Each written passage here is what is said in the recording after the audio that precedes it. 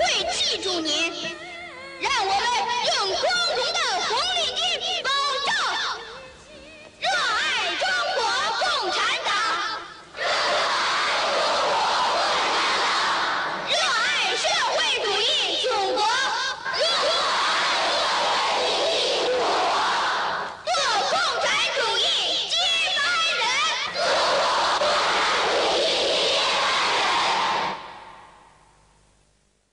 The whole system, because we have two hemispheres of the brain, the left brain, which is about words and this world reality and, you know, the perception of this reality. We have the right brain, which is where you get creativity, inspiration, and connection, and then you've got this corpus callosum, which connects the two.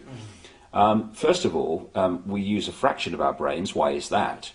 And the other thing is that what the system does is it turns out left brain prisoners. They run the system. And it does it by putting information through schools and colleges and universities into the left brain, which it then says at time of an exam, give me all that back, and if you tell me what I've told you well enough to believe, then you'll pass the exam and you'll be very successful. Anyone that takes that information into the right brain and puts their spin on it, or questions it, or sees through it, and puts that in the exam, they are perceived as a disruptive influence in the classroom. Yes, they are. And so what happens is, for you to become a doctor, overwhelmingly a politician, a journalist, someone often in industry, all these areas that control the system. The professions. The professions. Yeah. Lawyers. Yes. I mean, on and on we go. You have to have gone through your young life constantly taking information into your left brain and regurgitating it out on exam papers. To become a teacher, you have to go through that process. Then you go through teacher training college, where you're taught how to do it to others, and then you're let loose on the children. Yes. The whole system is run by left brain prisoners. And if you look at the school system, things like music and art that stimulate this side of the brain, the uniqueness, they are constantly cut back in favor of left brain curriculums. And this is systematic. I have to get this over to people. This is not systematic at the level of, you know, people who administer it into reality. It is coldly calculated in the shadowy areas where these concepts first come from. Yeah. And they know what they're doing. So what you're suggesting then, that we'll call them the powers that be, whatever, you know, name, then not only have they been clever enough over many, many years to mess up the way we perceive reality, like you just said, but also what we perceive. Yeah, and this is where the media comes in. So it's on two levels. Yeah, it's on two levels. Yes, exactly. See, what's happening is we're born into this world, and the conditioning starts. What's happening is on the computer level of reality, we're being programmed. We're being programmed with a sense of reality.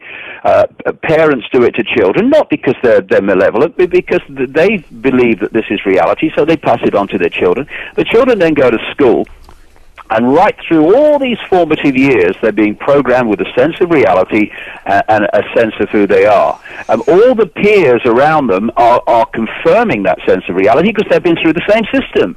And then you've got the media all over the world, the mainstream media, which is again programming a certain very limited sense of reality perception and self. And what happens is our point of attention, this is the key. We are infinite possibility, we are infinite consciousness. But if you perceive that we are the ocean that is everything, we don't perceive every point on the ocean at any stage. We perceive a point on the ocean, and then we can move our attention and we perceive this point on the ocean, and our reality and experience changes. But what the system does, the control system, the manipulation system, is it's constantly manipulating people to focus their attention on five-sense reality. And if you do that, your attention gets pulled from what you would call soul, consciousness as I call it, into a body-mind reality. And that body-mind reality is all about limitation, it's all about I can't, it's all about it's not possible, it's all about little me, and all the rest of it. And once you get people en masse into that sense of reality, then the few manipulating the many becomes very straightforward. But if you can awaken, and you can, out of mind body, and perceive that that's our experience, our vehicle to experience this reality, and it's not who we are, then you start to move your point of attention from I am Ethel Jones, and this is my job, to I am infinite consciousness, infinite possibility, having an experience at this point as Ethel Jones doing this job. And then everything changes. Everything, not least energetically, you start to move and you start to vibrate to a different drum and beat to a different drum, and everything changes. And as you will know, and many people listening to this program will know, and I certainly know after traveling the world doing this stuff for 20 years now, this year, my 20th year, there is an awakening going on among increasingly vast numbers of people who are waking up from body-mind to higher levels of consciousness. And once you do that, you start to see this world differently, and you start to see what you couldn't see before. And that's just the biggest threat to the control system. And I've got news for them. The control system's coming down, not tomorrow, but it's coming down, and it's coming down because of the awakening that people are having increasingly powerfully to see beyond this world, to be in this world but not completely of it. The thing is that we need to look at this and be aware of things, and then we're streetwise, and it gives us more power to do something about it. But it's very important that we don't freeze because of fear of what all this is coming, and it can't be stopped. Well, it can be stopped. Crikey. There's about 7 billion people on this planet, and the number of people in full knowledge who are manipulating this agenda is a relative handful at the center of the web, or the peak of the pyramid, however you want to symbolize it. And we just need to wake up, and there's a tremendous amount about this in the new book. We just need to wake up and take our power back and realize what our power is. You see, if you can keep from people their true nature, then you can get people to not take their power back because they don't realize they've got any power to take back. And we as a human race are operating on a tiny, infinite fraction of our infinite potential. And when you see people like what they call autistic savants, there's an example of examples all over the world. But we've got one in this country, a guy called Stephen Wilshire, who in 1987, at the age of about 12, he was taken in a helicopter over London by the BBC for a documentary for half an hour. This person, this guy, Stephen Wiltshire, because of his autism, couldn't even count. He came down from the helicopter after half an hour and proceeded to draw in great detail, including getting all the numbers of the windows right, about 200 buildings across central London. And why? Because something had happened in his brain that had released the program, particularly in the left brain. That's where the program really is. And he'd opened himself to right brain reality. Now, most people live in the left brain. They very rarely go into the right brain, which is the creative, the infinite potential. They stay in the left brain, which is structure and language and the world that we perceive it, everything apart from everything else, physicality, everything solid and all the rest of it.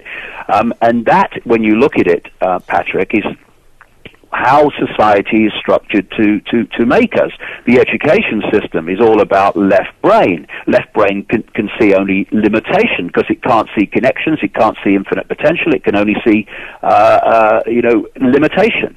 When you look at the way the education system produces people who go through the schools and through the colleges and into the universities, and the more you are stuck in left brain and you take left brain information and then regurgitate it out on a left brain exam paper, the more you progress within the system. And through that educational, quote, success, you then go on to specialize in sciences, in medicine, you go into politics maybe, and all these other different areas of the system. And so left brain dominated people are the ones that are in the positions of influence and power throughout the system.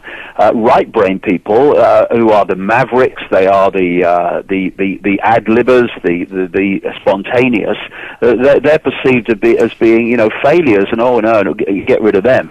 And so when you access this right brain reality, which is the way we access infinite potential out of the five sense arena, even indeed outside this reality, then you start to access levels of possibility which are staggering, called miraculous by the left brain because it doesn't understand.